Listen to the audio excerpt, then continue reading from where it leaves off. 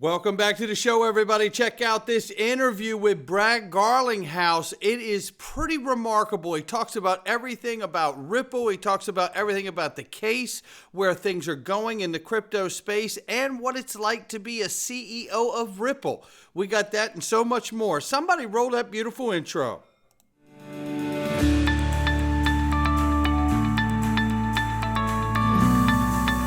Digital Perspectives with Brad Kimes. Come on in.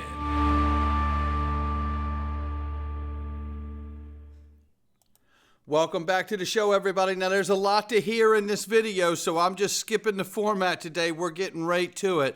And we're going to start where he talks about Chris Larsen being a genius visionary, how he could see around corners. And he's talking about an analogy that was shared by Chris where you could have driving cars and you could actually have self-driving cars where even in the future of the Internet of Value, you could actually have one car that you're in pay for the other car to get out of the way so you could actually go faster because you want to get home sooner. And that's really like just a soft example of like Chris seeing around corners in the future.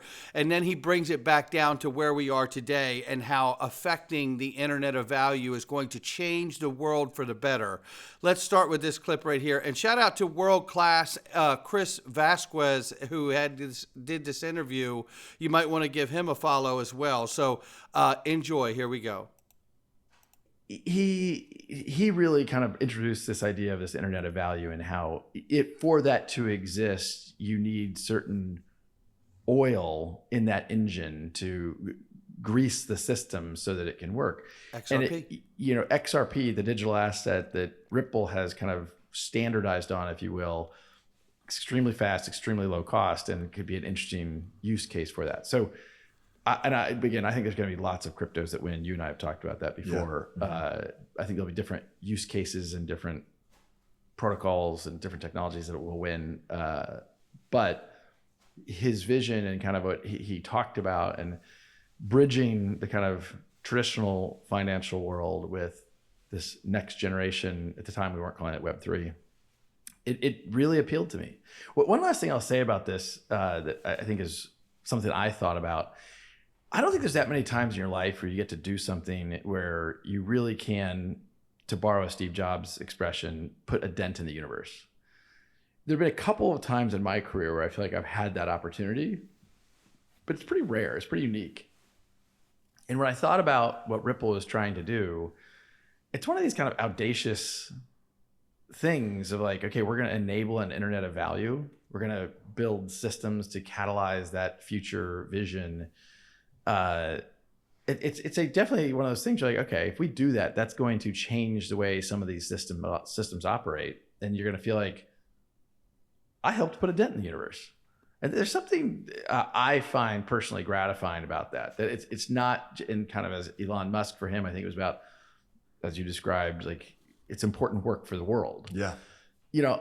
I think if you can unlock an Internet of Value, it's going to change a lot about how some of these things work. And I mean, passing money for self-driving cars, okay. But, there's also an underserved community that is not connected to the traditional financial system that has, if they could connect, could derive value. And you're seeing some of that play out with microloans in less successful economies. And that is helping people. Like, yeah. I think that there is an element, if you can really do this at scale, there's a lot of benefits to society that I think we underappreciate right now. That's a great way of putting it.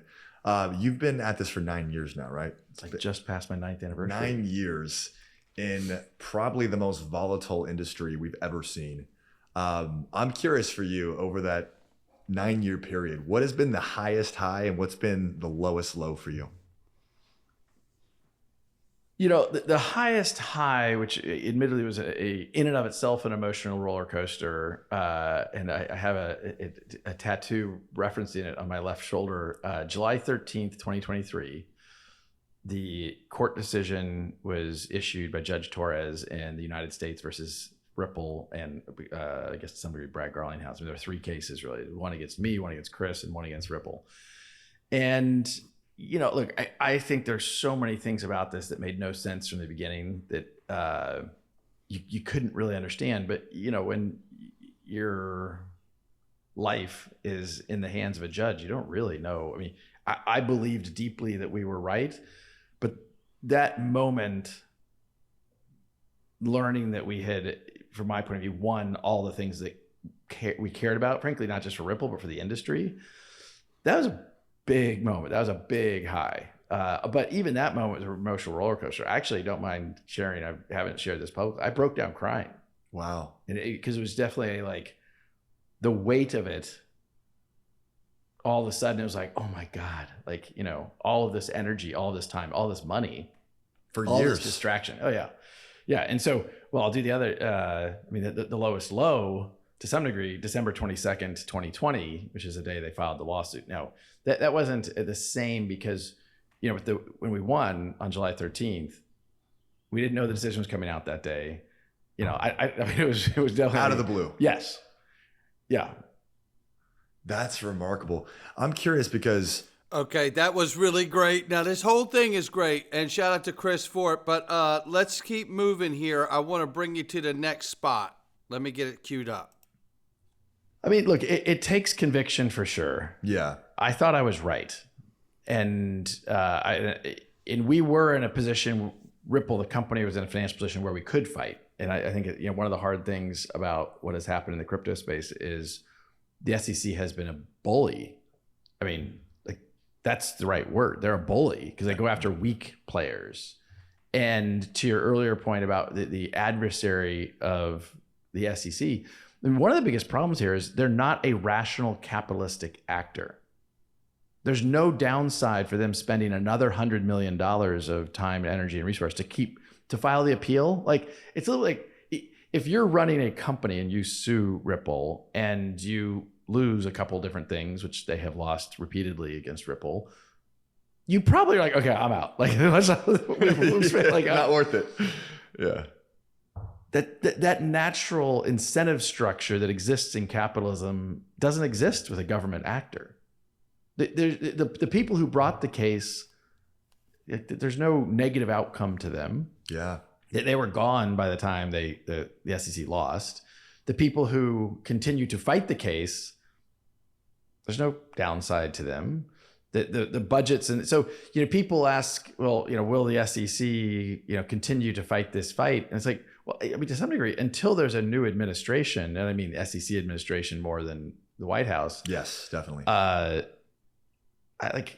They're all in on fighting this fight, and there's no negative consequence to Gary Gensler to keep fighting the fight. No, you're right. Doesn't cost him a dime. What do you think about the future in that regards then? Like, do you feel like the SEC is powerful enough to curtail the crypto industry as a whole, or do you think it's a matter of time? Oh, they're going to lose in the long run. They're going to lose in the long run. Just yeah, enough this time. is just, I mean, look, if you look at the continued growth of crypto as a multi-decade arc of time, this is nothing. This is nothing. It's a speed bump.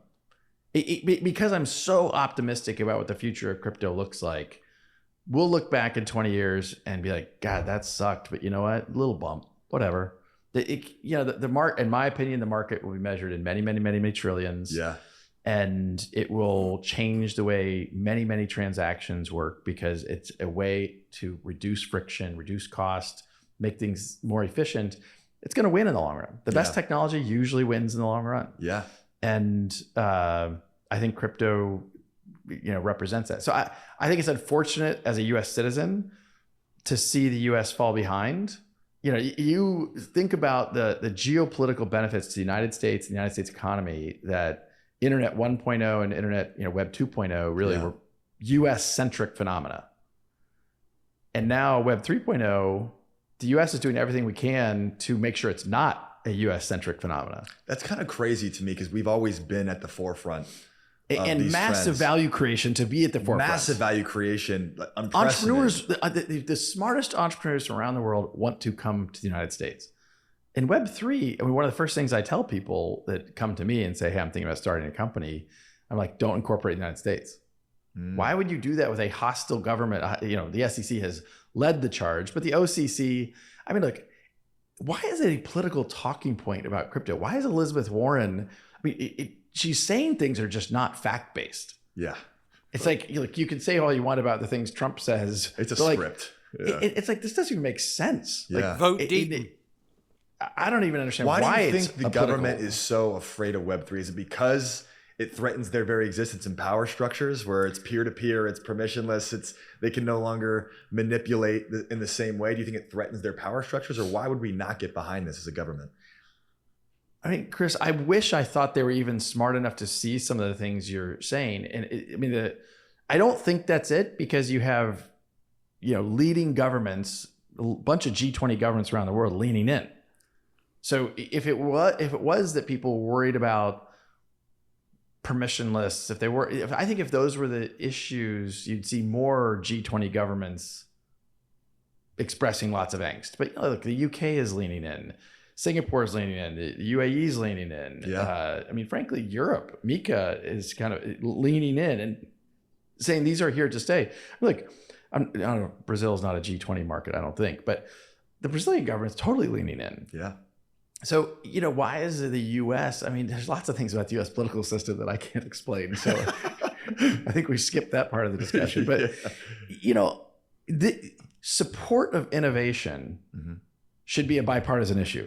Absolutely. Support of high value job creation should be a bipartisan issue. Why did this become partisan? How did it become partisan? The answer to my agree is somewhat Elizabeth Warren. Elizabeth Warren decided to make it some sort of talking point, I guess, in kind of an anti-capitalism way. Yeah. I'm not 100% sure, but some of the things I hear come out of Elizabeth Warren's office, I'm just like, that doesn't make sense. Yeah. It's just kind of saying that everyone who used the internet in 1995 is a bad actor.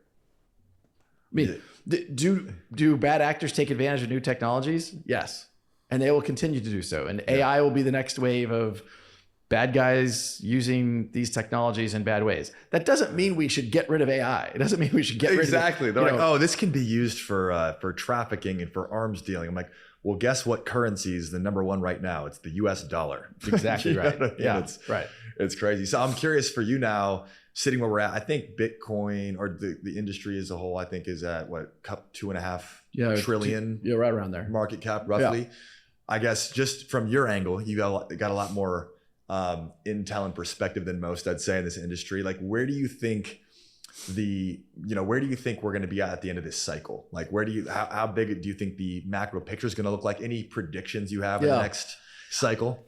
Well, so I like the fact that you're saying cycle, not putting a specific time frame on it. I think I've been in crypto, really for maybe over 10 years since I've owned Bitcoin, but 9 years at Ripple. The thing that's really hard for me to predict are the timelines. Correct. And so when I hear people are trading crypto, I always think, oof, I don't think I could trade crypto. There's some patterns that I feel like I see, but I give my closest friends the advice of just like, you got to think long term. You can't think about where this is going to be in 5 weeks or 5 months. Where is it going to be in 5 years? Frankly, I'd like to be able to say, like, think about where it's going to be in 50 years. And that goes into some core macro principles that I believe incredibly strongly in, which is we, unfortunately, as citizens of the world, can't trust our governments to manage monetary supply in a long-term responsible way. Bingo. There's a lot of evidence to support that sentence, right? Uh-huh. The US dollar, arguably the best managed currency in the world, has been devalued through inflation by, over 90% in the last 50 years.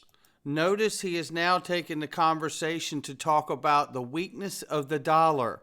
This is very important because you're also going to hear Brad Garlinghouse in this interview bring Tether, USDTether back up and point out for the second time since we've heard Brad Garlinghouse talk, since he's been in this space, bringing up the second time that USDTether is targeted by the U.S. government. This is going to be very important, I believe. Is it 90% in the last 50 years? If you do that, like just an adjusted, what was it? $100,000 purchasing power. Yeah. Yeah. Wow. Incredible. So, do we think that's going to get better or worse? Worse. Wow. With the printing press. I think it's probably going to get worse. Yeah. Makes sense. And that's the best managed currency. And by the way, we can argue about that. Actually, I should retract that a little bit. One of the best managed currencies. The US dollar is, I think many would say, if not the best and most And we're the carefully reserve currency, yeah. Yeah, but I mean, and that's the best one. So Right. I think it's inevitable. Like, and it's inevitable that, right now we talking about is 2.5 trillion. Do I think this is an easy 10x over the next 5 to 10 years? Yeah, no problem. That doesn't freak me out when I say that at all. Like, that's conservative. If you that feels safe. I mean, to the earlier conversation about asymmetric returns, is there a chance that it's 100x in that time frame? It feels aggressive, but I don't know. Like, I think that many people in the United States, particularly, don't understand what it would be like to have lived in Argentina and have the Argentinian peso devalued effectively to zero multiple times in my lifetime. That's right. Why would you hold that currency? Exactly. We don't realize that could become us. That's exactly the point, right? But we do here. We talked on stage about it with Christopher Giancarlo, the Honorable Chris Giancarlo at XRP Las Vegas. That's why we talk about these things and do these conferences and tackle these topics, because these topics are extremely relevant to why this technology is being integrated into the financial system. Keep listening. I think that we underestimate what that macro dynamic looks like over the long term. And so I'm, incredibly bullish. The reason I'm dodging the question only slightly because what's the timeline for this year? I mean, I have said publicly, I think that the market will be over 5 trillion by the end of this year, which is a double from where we are now. How that applies to Bitcoin versus XRP. I mean, people forget, before the SEC got involved and said that ETH is not a security, XRP was the second most valuable digital asset. That's right. Wow. That wasn't that long ago. That wasn't long ago. What, 3-4 It years? was 2018 when Hinman gave ago. his speech. So 6 years, a little less than 6 years ago. Yeah, 5 years and change. And, look, when a government actor gets involved, markets change, and maybe that's to be expected. Yeah. Unfortunately, you still have that government actor involved. Unfortunately, you still see, and I believe what I read usually, look, it appears the SEC is trying to mount a case against ETH. To me, that's absurd. To me, that's like, you've already lost a bunch. Why would you keep fighting this fight? Yeah. But look, unfortunately, I don't think the U.S. government should be putting their hands on the scale of winners and losers. In the long run, I think the best technologies applied with the best use cases, delivering the best utility, that they'll win. And what that looks like over the next 10 years, we can debate, but I'm very optimistic about the market. Do you think there's any black swans? Listen. Yeah.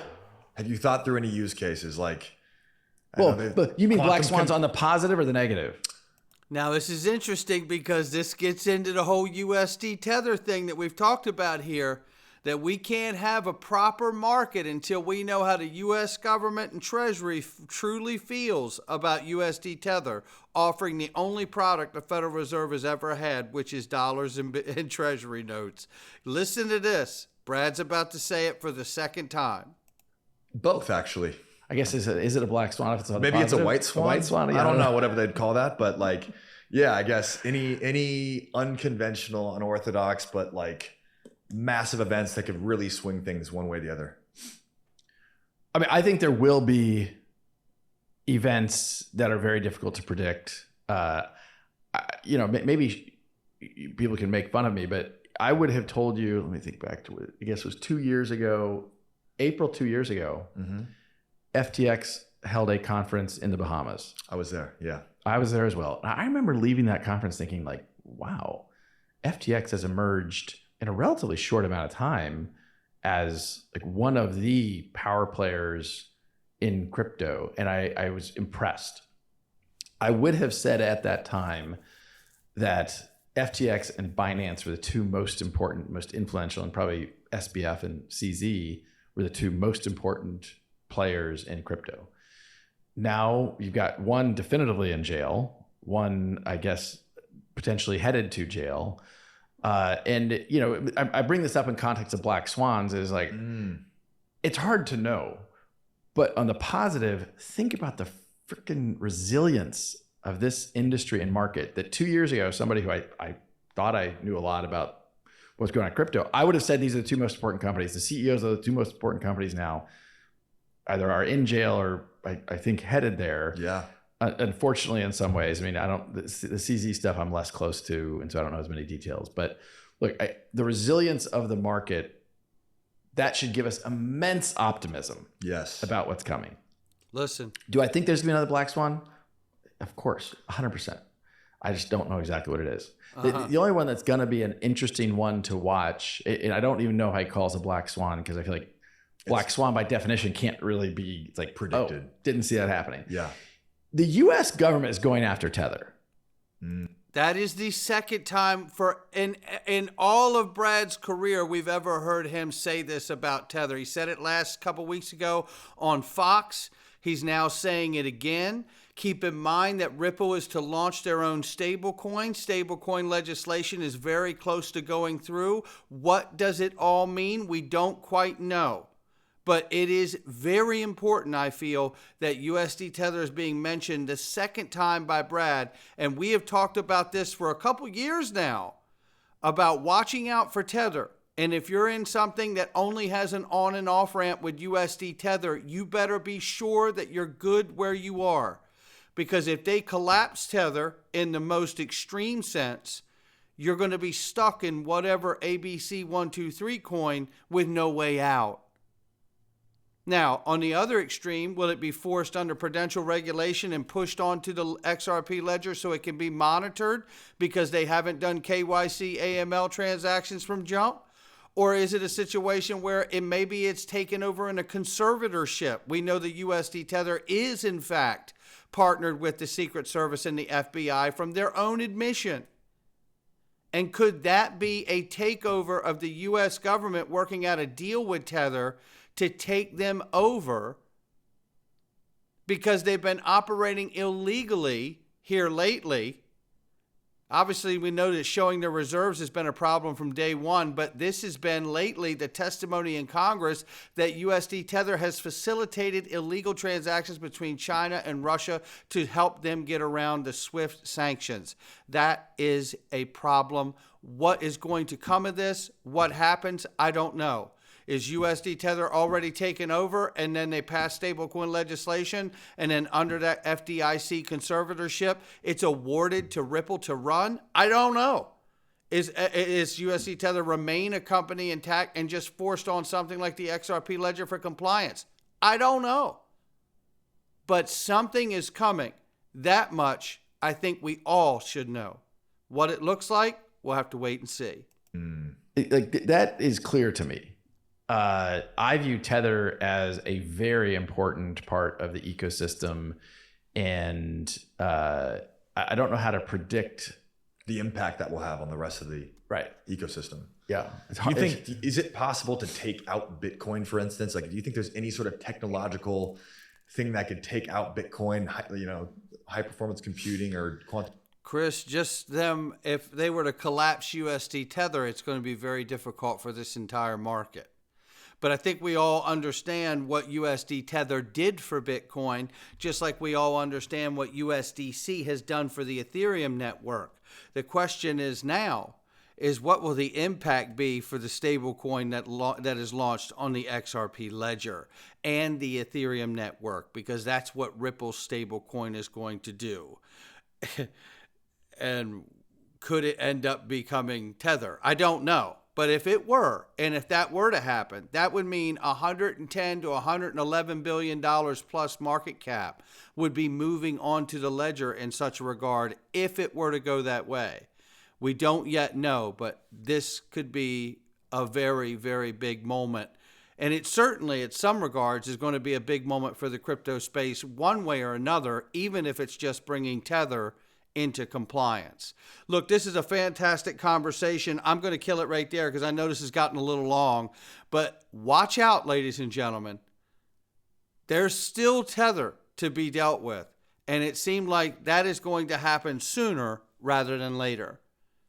I'll catch all of you on the next one. Not financial advice from me or anyone else.